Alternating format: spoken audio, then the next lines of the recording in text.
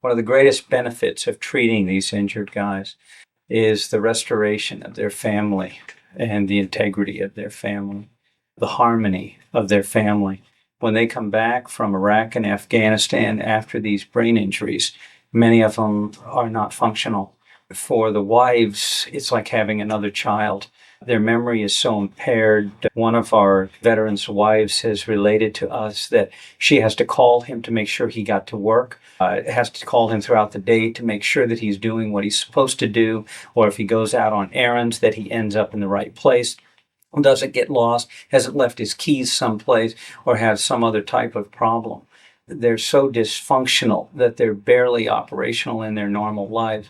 And of course, in a family setting, once you have a father who's no longer acting as a father, but as a dependent, it's a tremendous strain on everyone. Couple that with the short-temperedness and irritability, or the fact that they are prone to violence, and you've got all of the problems that we read about in the newspapers every day. This is compounded by the fact that the medical profession has no treatment for this. Our only approach has been to give prescription drugs to treat the symptoms.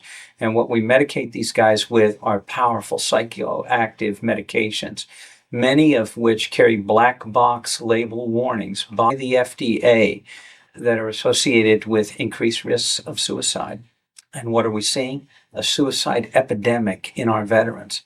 So when we treat these guys and you restore them to function, you affect the family in a dramatic way. Their sleep is affected. Many of our veterans are unable to fall asleep. When they fall asleep, they can't stay asleep. They're awakened by terrifying dreams, in a sweat, pounding heart. And of course, you wake your spouse up when that happens. One of the first guys we treated, his dreams were so bad they were throwing him out of bed. He'd wake up on the floor. You can imagine now not only a sleep-deprived husband, but a sleep-deprived wife who, once the husband's gone during the day, is having to take care of an entire household. It's a tremendous strain. And of course, we haven't even talked about the finances of it. If they're unemployable or not functional at their normal level, family finances are affected in a major way. Medical bills can be astronomical, especially if you're out of the service and haven't been properly diagnosed. You're now on your own, and it can be a crippling situation in many ways.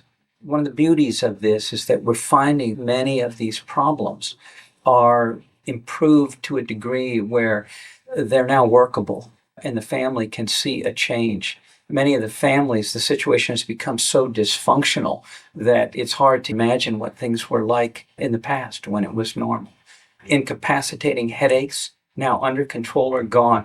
In fact, if you read some of the literature on this put out by Walter Reed Army researchers, one of the primary distinguishing symptoms that distinguish traumatic brain injury from PTSD were the headaches and the pounding heart rate, the palpitations. In 8 of the 9 veterans that I'm currently reporting the results of our treatment on, they have had a complete cessation or dramatic reduction in their headaches in a 30-day period. This alone improves their quality of life in a major way.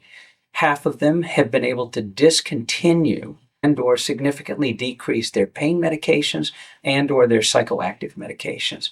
And with that, they no longer have the drowsiness, the dopey feeling, the spacey feelings that are such a part of many of these medications or the side effects of them.